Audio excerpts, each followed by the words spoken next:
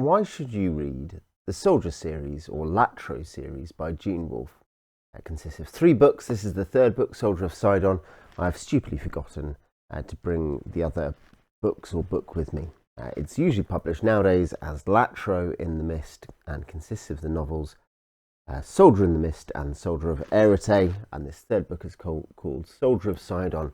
These are historical fantasy books. They involve a mercenary who has been fighting for the Persian emperor's army, for Xerxes' army, and has lost his memory.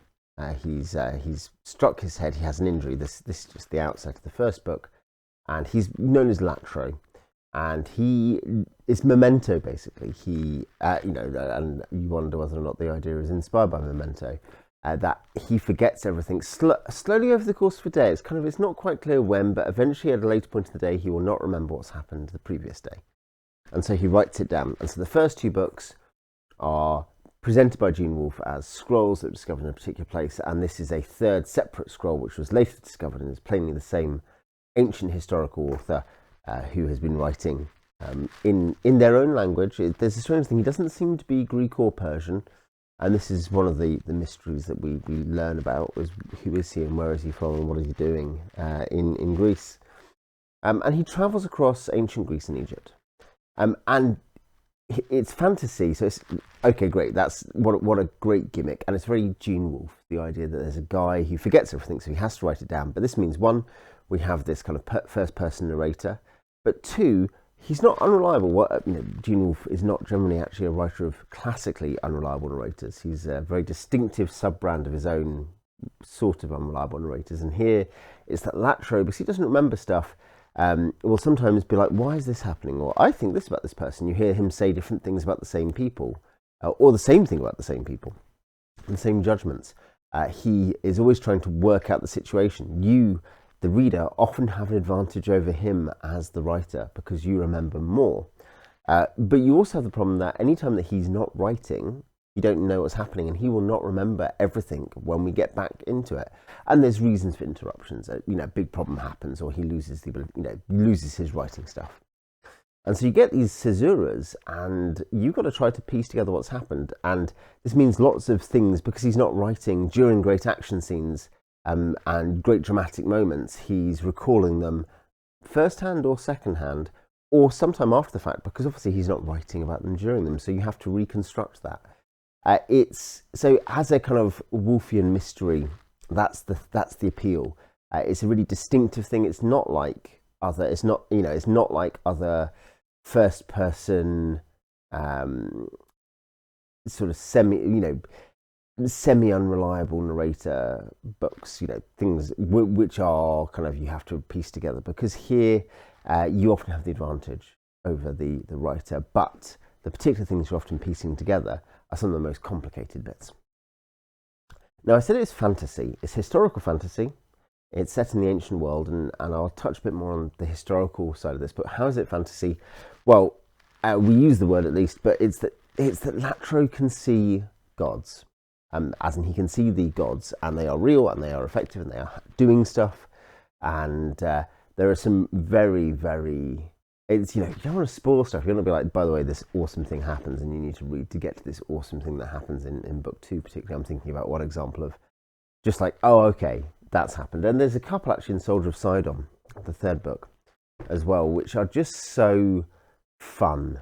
And so, and there's some degree to which having a bit of classical background can help. But it's Wolfe, right? And one of the clever things about historical fantasy here is that if you do not know the references, you're actually reading it almost as intended, and as Latro is experiencing it. People sometimes say, oh no, these Latro books, they're really books for people who've done the research. No. I think the whole point is that he is saying, look, the ancient world was presented by people who lived there as fantastic and strange. And we're going to experience that. And so the fantasy side of it only highlights the fact that everything you're seeing is kind of strange, and you're not acclimated to it, and it's not explained to you as if this was like a fantasy world where you need to know all the rules. This is just this strange landscape, much like it was for everyone who lived there at the time, including Latro. And much like our world is for us, we don't go like, oh, well, here's all the rules of our world, and this is all the stuff. We experience it, and especially if we are strangers in a place, we go to a different country and we don't really know what's going on, or we go to even just a different subculture within our country.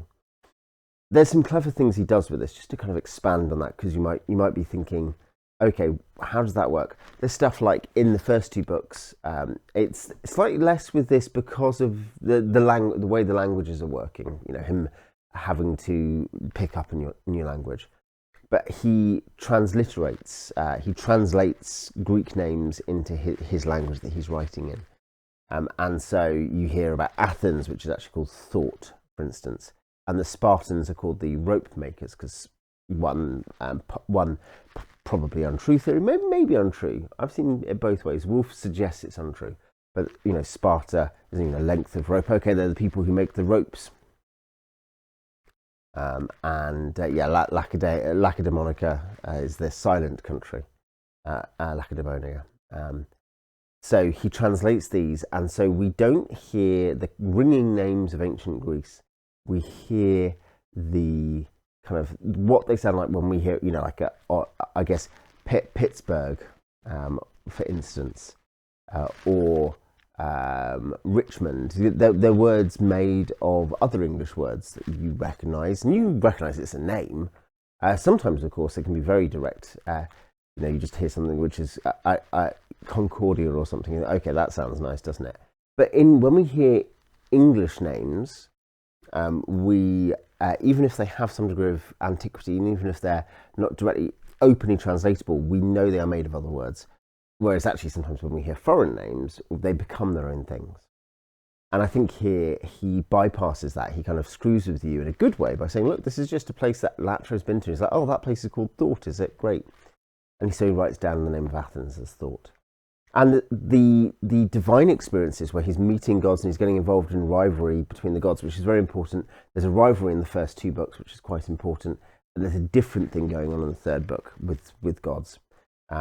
And so he's meeting them. And sometimes he recognises he's meeting a god or he's having a vision. Other times he does not.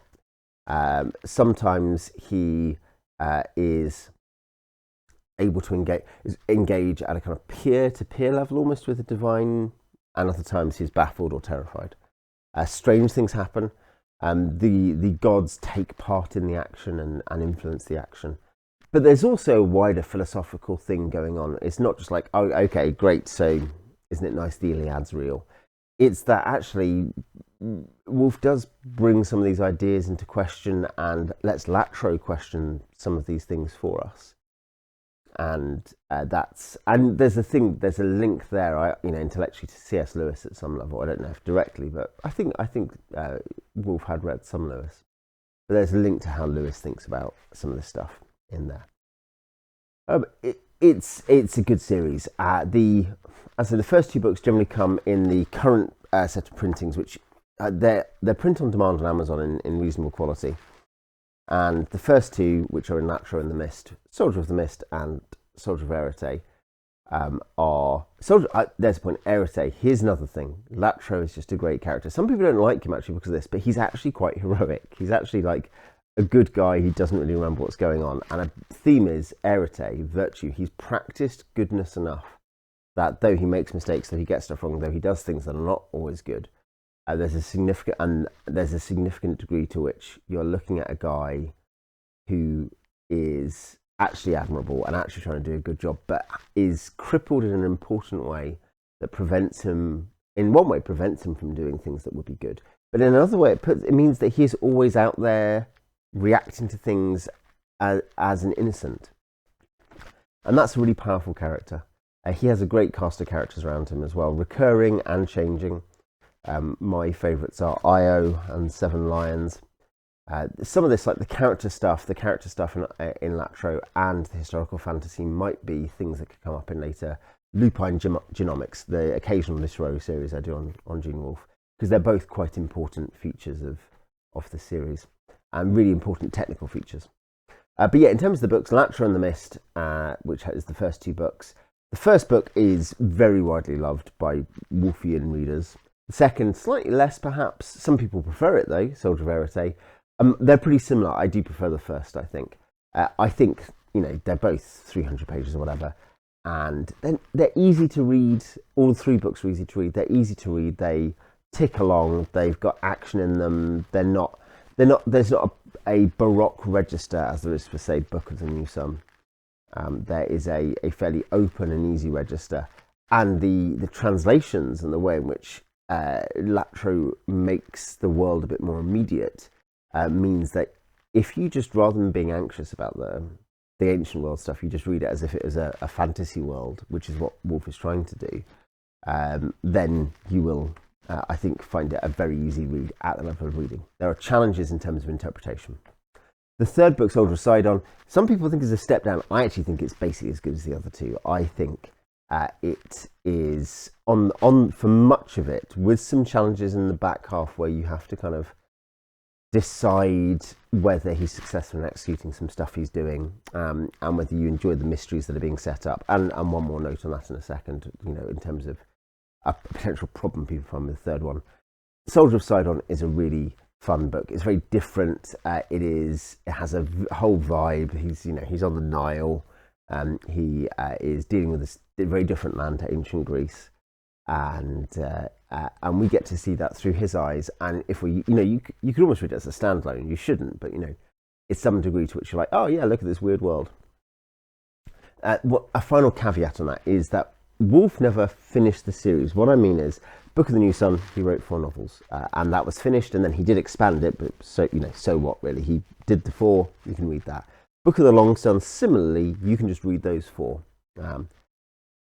And indeed, the Book of the Short Sun relies on those other series. It is itself self-contained and all there. Latro is one of Wolfe's 2 series that are more open-ended. And one of those is his last series, the Borrowed Man duology, which he was just, the last one was published after his death, but he was writing those toward the end of his life. The other was Latro, where he wrote 2 books, and it was open-ended as to whether he could go back. It's quite different, actually, to the way in which Book of the New Sun does have a natural end, which is why Wolfe didn't really want to write the coda, and why he wrote such a strange coda. I like it, but Earth of the New Sun, because he's like, I have finished that story, actually. And if I'm going to write anything else with that character, it's going to be something different. But yes, Latro he left open-ended in a way that wasn't similar to those other ones. It's Soldier of Arete leaves on a cliffhanger after one of the biggest mysteries in the books, in the Latro books, which you can piece together. I think it actually ends up simple, but it's after one of the biggest mysteries within the book, and then he there's a cliffhanger. And then Wolfe doesn't write anything for 20 years. He doesn't write any more Latro books for 20 years. And then he writes Soldier of Sidon, and he presents it as the same writer, but a different source, different discovery. And then again, he leaves it, and he didn't write anymore. And I think one reason he actually did give was that he found the research in his older age. He's in his mid-70s by the time this comes out, I think. In his older age, he was just finding it harder to do all the research, to do all the prep. He could do other stuff more easily than he could do Latro books, which required a lot of preparation. And some people really don't like that. I thought the first 2 kind of were more self-contained. The third one leaves us on a cliffhanger, or they will leave you on a cliffhanger. You don't know what's happening. I think so. 2 things. One, there's a Wolfian thing here of the kind of incompleteness of the story and the way in which you have to fill in. You have to understand and interpret it. But 2, I think there is something else going on with that I think, this is Latro particularly. This is a guy whose memory is not always there, who, you're piecing it together with him. And suddenly, archaeologically, the miracle, we found another scroll by this guy. And you just think that there is another scroll by Latro out there somewhere. Maybe it's in Babylonia, maybe it's in the Tin Isles, maybe it's in Italia, in Magna Graecia, and you think, yeah, there could be, couldn't there? And it's weird, but I didn't find it ajar. I was like, yeah, this is a completely okay ending. So yeah, I do recommend the Latro / Soldier series by Gene Wolfe. If you've read it, tell me in the comments. If you've got questions about it, ask. And if you've got thoughts about videos, if you do know your Wolfe and you've got thoughts about some Wolfe videos on this in the future, do tell me in the comments as well. Till next time.